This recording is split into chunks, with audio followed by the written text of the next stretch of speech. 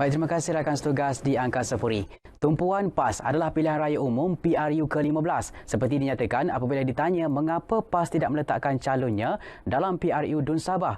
Hari ini Presiden Parti itu Datuk Seri Abdul Hadi Awang menyatakan pilihan raya bukan semata-mata semangat untuk bertanding kerusi yang banyak, namun mesti membuat persediaan untuk menang sehingga memerintah negara mengikut acuan Islam.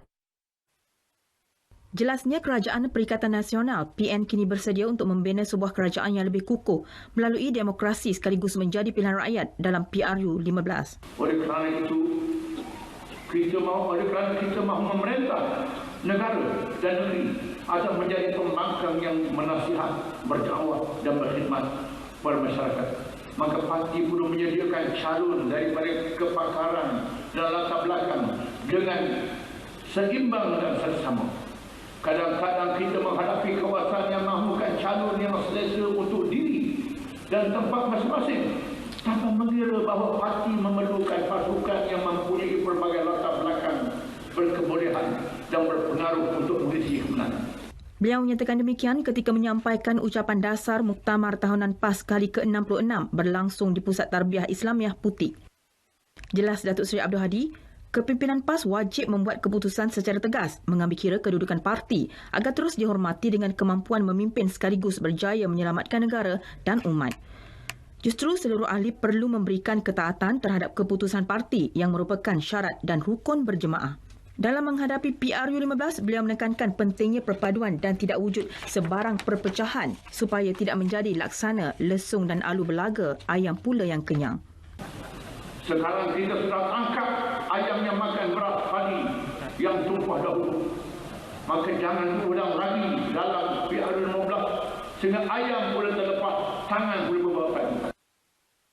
Konsep free market, amalan kebajikan yang popular di beberapa negara maju, turut mendapat perhatian di negara ini. Di Kelantan, aktiviti menderma barangan yang diperoleh percuma itu digerakkan sebuah pertubuhan bukan kerajaan NGO Aikasih menyasar golongan asnaf sebagai penerima.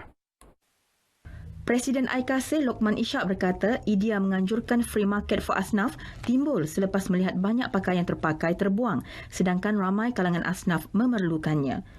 Sebagai sebuah badan kebajikan yang bergerak bawah gabungan NGO Hadapan atau GOHIK, pihaknya bernasib baik apabila beberapa NGO lain turut membantu termasuk menyediakan ruang khas pengumpulan pakaian. Dan Alhamdulillah, kadang-kadang kita juga menerima bukan pakaian terpakai, tetapi kita menerima juga pakaian yang baru, yang daripada butik ataupun daripada kedai-kedai pakaian yang mungkin pakaian itu telah dikira ketinggalan sikit di segi fashion, tetapi masih lagi sesuai untuk dipakai. Mungkin di segi design dia, design fashion tu mungkin ketinggalan, tetapi untuk mereka yang memang daif lah untuk mendapat pakaian baru, memang memperolehi pakaian-pakaian betul ini amat-amat orang panggil mereka amat-amat berterima kasih lah pada kita. Aikasih ini merupakan antara penyumbang yang menjayakan program Aspirasi Merdeka Kelantan FM di Kampung Bahagia. Lukman yang juga pesara guru berkata, setiap kali pihaknya turun padang menganjurkan program free market for asnaf ini, sambutan diterima amat menggalakkan. Susulan itu pihaknya bercadang untuk memperluaskan konsep dengan menerima lebih banyak barangan seperti beg, kasut dan barangan lain untuk disumbangkan kepada golongan memerlukan. Masih mengenai khidmat sosial masyarakat kepada golongan asnaf, Cempaka Merah Asnaf Society mengambil inisiatif membantu keluarga asnaf melalui aktiviti pertanian bagi membantu menjana pendapatan. NGO itu memperkenalkan projek tanaman kulat sisir dan cendawan tiram kelabu dengan harapan golongan tersebut tidak terlalu bergantung kepada sumbangan orang ramai semata-mata. Timbalan Presiden NGO itu, Meja Besara Muhammad Sabri Said berkata, sehingga kini seramai 20 asnaf di jajahan Kuala Krai telah dibantu. Setiap keluarga diberi bongkah kulat untuk diusahakan. Apabila mencapai tempoh matang, hasil tersebut akan dituai dan dijual di pasar berdekatan.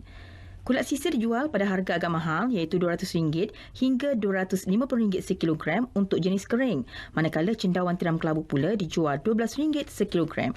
InsyaAllah dengan istiqamah yang dia ada, dia boleh dapat pendapatan yang banyak lah.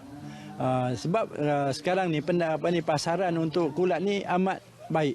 Sebab bila PKP macam ni, biasanya kulat daripada Thailand masuk, jadi tak boleh masuk. Jadi kita boleh rebut peluang ni untuk kita jana pendapatan. Ditanya soal kejayaan, Muhammad Sabri yang dibantu isterinya, Cik Nur Hayati Muhammad berkata, mereka berpuas hati dengan kejayaan keluarga asnaf di kawasan itu kerana mampu mengubah taraf hidup masing-masing daripada terus dibelenggu kemiskinan. Laporan tadi mengakhiri berita wilayah dari Kelantan. Kembali ke Angkasa Puri untuk berita selanjutnya. Assalamualaikum dan salam hormat. Waalaikumsalam. Terima kasih.